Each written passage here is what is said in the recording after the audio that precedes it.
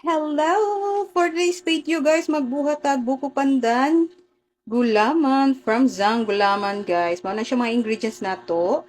Nya sa kasirola guys, mag-add tag 7 to 8 cups of water guys.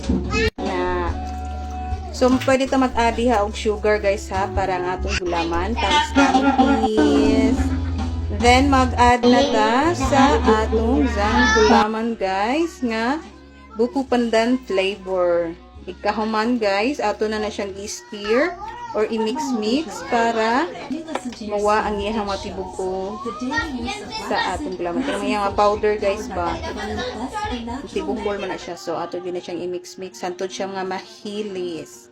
Yan guys, kung mauna na okay na siya, nga dissolve na siya, so pwede na nato ibutang sa stove or ato na siyang iiniton guys. Yan.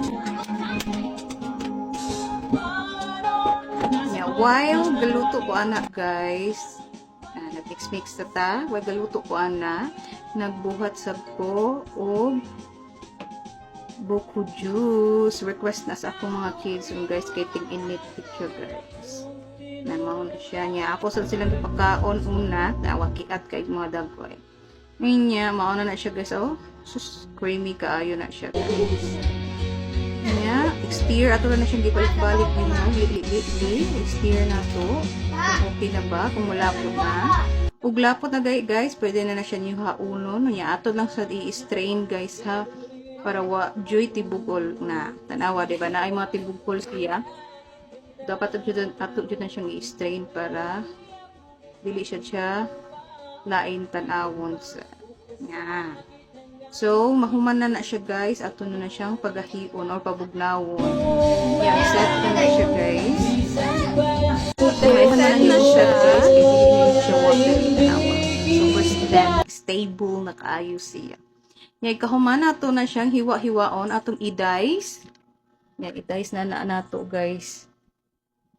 Yan.